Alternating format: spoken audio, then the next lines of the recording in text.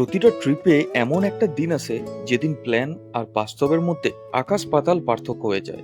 আজ ছিল ঠিক সেই দিন। ভোরতেই আমরা ছেড়ে বেরিয়ে পড়েছিলাম কাঠমান্ডু। আজকের লক্ষ্য ছিল একটাই, জনক মা সীতার ঐতিহাসিক জানকী মন্দিরে পৌঁছানো। So tata bye bye Kathmandu. আমরা বেরিয়ে পড়েছি রাস্তায়, আর আমরা আজকে যাব সোজা জনকপুর, সীতা মায়ের বাড়ি। গতকাল রামনবমী ছিল এবং রামনবমীতে আমরা তো যেহেতু ভারতবর্ষের বাইরে রয়েছি সেভাবে এনজয় করতে পারিনি, বাট আমরা সেই জায়গাতে জনকপুর যাব সীতা মায়ের বাড়ি এবং সেখানে গিয়ে সেখানে যে জানকী টেম্পল রয়েছে সেটা একটু ভিজিট করব। দেন আগামীকাল সোজা বাড়ির পথে। তো আমাদের ট্রিপ জাস্ট শেষের দিকে, তো চলো শহরের জ্যামটা পেরিয়ে যাই, তারপর তোমাদেরকে কিছু সিনিক বিউটি দেখাবো।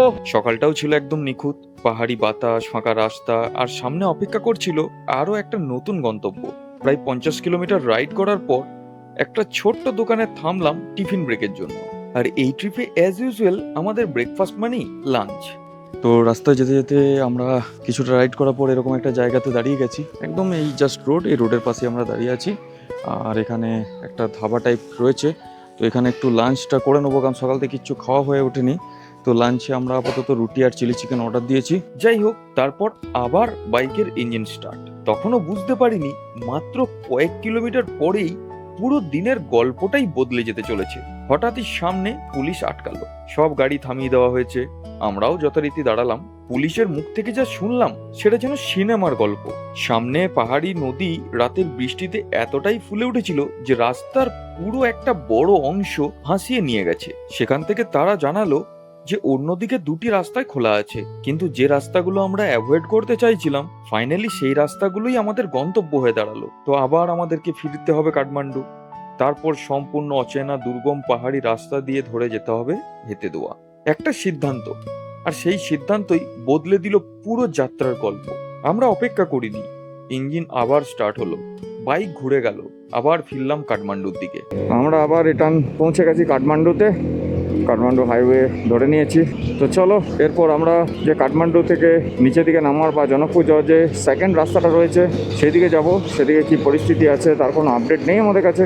চলো, আশা করছি সেদিকে রাস্তাটা ভালো থাকবে। তো ভালো থাকলে ওয়েল অ্যান্ড গুড। আর যদি কোথাও কোনো এরকমই ডিস্টারবেন্স পাই তো সেক্ষেত্রে আমাদেরকে কোথাও স্টে করার ব্যবস্থা করতে হবে। আর বৃষ্টি শুরু হয়ে গেছে কাঠমান্ডুতে, বৃষ্টির মধ্যে আমরা রাইড করছি, কারণ এই শহরটা জাস্ট আমরা যদি একবার বেরিয়ে যেতে পারি তাহলে বৃষ্টি আশা করছি আর কোথাও পাবো না আমরা। তো চলো ধীরে ধীরে এগিয়ে যায়। আর কাঠমান্ডু শহর মানে সিগন্যালিং, ট্রাফিক জ্যাম, এগুলো তো ফেস করতেই হবে, কিছু করার নেই। এখানে গাড়ি চালানোর সময় একটা কথা হঠাৎ মনে পড়ে গেল, তাই তোমাদের সাথে শেয়ার করছি। আজকে আমি বাইক রাইড করছি নেপালের রাজধানী কাঠমান্ডুতে, কিন্তু তোমরা বললে বিশ্বাস করবে না, আজ পর্যন্ত আমি কোনোদিনও পশ্চিমবঙ্গের রাজধানী কলকাতায় বাইক নিয়ে যাইনি। কেন যাইনি জানো? ওখানে যে দিদির প্রিয় পুলিশরা আছে না, তারা গেলেই যেভাবে চালান কেটে পয়সা তুলতে ব্যস্ত থাকে, সেই ভয়ে কোনোদিন আমি কলকাতা বাইক নিয়ে যাই না। তো এতটাই নোংরা হচ্ছে আমাদের রাজ্য, অথচ উত্তরপ্রদেশের রাজধানী বলো, বিহারের রাজধানী বলো, ঝাড়খণ্ডের রাজধানী বলো, উত্তরাখণ্ডের রাজধানী বলো, এমনকি নেপালের রাজধানী বলো, সব জায়গাতে, শুধু তাই নয় সিকিমের রাজধানী গ্যাংটক, সেই সকল জায়গাতে আমি বাইক নিয়ে ঘুরে বেরিয়েছি। কিন্তু নোংরা পশ্চিমবঙ্গের দিদির পুলিশের রাজ্যের রাজধানী কলকাতাতে আমি কোনোদিনও বাইক নিয়ে যাইনি। তো চলো, বিভিন্ন জায়গায় ট্রাফিক সিগন্যাল রয়েছে, তো ট্রাফিক সিগন্যালগুলো ধীরে ধীরে পেরিয়ে যাই। আর প্রচুর ট্রাফিক, এখানে রোডে প্রচুর ট্রাফিক, চারিদিকে ট্রাফিক। শহরে ট্যুরিস্ট একদমই নেই। আমরা দুটো বাইক, ইন্ডিয়ান বাইক, এই রাস্তায় রাজত্ব করতে করতে এগোচ্ছে।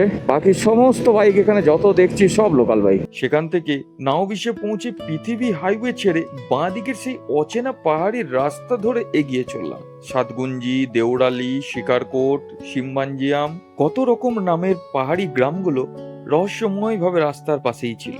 এই রাস্তা কোনো সাধারণ পাহাড়ি রাস্তা ছিল না। খাড়া চড়াই, হাড় কাঁপিয়ে দেওয়া উতরায়, এক গাড়ি যাওয়ার মতো সরু রাস্তা। এক পাশে উঁচু পাহাড়, অন্য পাশে শত শত ফুট গভীর খাদ। কি ভয়ঙ্কর রাস্তাটা শুধু দেখো। এতদিনে মনে হচ্ছে যে না, আমরা কোথাও পাহাড়ে রাইড করছি। কি ভয়ঙ্কর দেখো শুধু, জাস্ট চড়াইগুলো দেখো। তারপরেও শুরু হলো বৃষ্টি। ভেজা রাস্তার প্রতিটা বাঁক যেন আমাদের পরীক্ষা নিচ্ছিল। চাকার সামান্য একটা ভুল আর সবকিছু শেষ হয়ে যেতে পারত। রাস্তার পাশে গর্জন করে বয়ে চলছিল পাহাড়ি নদী, কখনো ঘন কুয়াশা, কখনো অফরোডিং। তো আমরা অনেকক্ষণ দাঁড়িয়ে পড়েছিলাম বৃষ্টির কারণে। তো এখন মোটামুটি মেঘ রয়েছে আকাশে, বাট ওয়েদার মোটামুটি ক্লিয়ার রয়েছে, যার জন্য আবার নিচে নামা শুরু করেছি। প্রচন্ড ঠান্ডা করছে, এতটা ঠান্ডা আমাদেরকে মুক্তিনাথের পথেও করেনি। প্রচন্ড ঠান্ডা এখানে জাস্ট। আর রোডটাতে ট্রাফিক ভালোই রয়েছে, আর প্রচন্ড টার্নিং রোডটাতে, যার জন্য একদমই জোরে চালানো যাচ্ছে না। তো টাইমটাও অনেক কনজিউম হয়ে যাচ্ছে এখানেই। তো আমরা আজকে জনকপুর আর পৌঁছাতে পারবো না, আমাদেরকে মিডিলেই কোথাও স্টে করতে হবে, কারণ অলরেডি 5টা বেজে গেছে। দেখো পাহাড়ি পথের সৌন্দর্যটা দেখো, এটা আমরা শেষ দিনে দেখতে পাচ্ছি। ওই দেখো পাহাড়ের চূড়া, একটা ফরেস্ট এরিয়ার মধ্যে আমরা যাচ্ছি। এরকম ঢালাই রোড অনেকটাই চওড়া, কম, একদম সরু রোড বলতে পারো। একটা গাড়ি চলে এলে আরেকটা গাড়ি পাস করার মতো জায়গা নেই। দেখো কিন্তু সৌন্দর্যটা খুব সুন্দর, এখানে চারিদিকে জঙ্গল বন, তার মাঝে খুব সুন্দর জায়গা। এতটা কষ্ট করার পর যখন এরকম দৃশ্যগুলো পাই না, সত্যি মনটা আনন্দে ভরে ওঠে। দেখো রাস্তাটা ডাউন, দেখো শুধু কতটা স্লোপিং। তোমরা যদি কেউ কাঠমান্ডু এই রাস্তা দিয়ে কখনো ভিজিট করো, খুব সাবধানে চালাবে, কারণ অতিরিক্ত টার্নিং আর প্রচুর পরিমাণে স্লোপিং। ওঠার সময় যতটা ভয়, নামার সময়ও ঠিক ততটাই ভয়। যেহেতু ওই দিকের ভালো রাস্তাটা ধসের জন্য বন্ধ আছে, তাই আমাদেরকে এই রাস্তাটা দিয়ে যেতে হচ্ছে। অনেক টাইমও লেগে যাচ্ছে, আর রাস্তার কন্ডিশন তো দেখতেই পাচ্ছ, রাস্তাও ভালো নয়, প্লাস এতটাই ডাউন, কখনো কখনো এতটাই চড়াই যে আমাদের ওঠা নামার ক্ষেত্রে অনেকটা সমস্যা হচ্ছে। তো চলো ঠিক আছে, এগুলো মেনে নিয়ে তো আমাদেরকে যেতেই হবে, কারণ আমাদের কাছে বিকল্প আর কোনো অপশন নেই। তো এখনো আমাদের যেখানে হোটেল সিলেক্ট করেছি সেটা হলো 91 কিলোমিটার ডিস্টেন্সে, 2 ঘন্টা 28 মিনিট মতো টাইম লাগবে বলছে গুগল। আর এখন ঘড়ি কাটার টাইম হলো 5টা 24। তো আমার মনে হয় না যে ওখানেও আমরা পৌঁছাতে পারবো। দেখো পাহাড়টায় কেটে রাস্তাটা বানিয়েছে, দেখো আর কি পরিমাণ স্লোপিং দেখো শুধু। তোমরা ক্যামেরাটা কতটা বুঝতে পারছো জানি না, বাট স্লোপিংটা প্রচুর পরিমাণে। জাস্ট 1 নম্বরে নামছি আমরা ইঞ্জিন ব্রেকিং ইউজ করে, তাছাড়া কোনো উপায় নেই এখানে, কারণ এই সব রাস্তাতেই ব্রেক ফেল হওয়ার সম্ভাবনা সব থেকে বেশি থাকে। ওই দেখো ওই নিচেতে নামবো আমরা, ওই নিচেতে দেখতে পাচ্ছ কিনা জানি না, ওই নিচেতে নামবো। ধীরে ধীরে পাহাড় পেরিয়ে আমরা নিচের দিকে নামতে থাকলাম। ততক্ষণে সন্ধ্যা নেমে গেছে।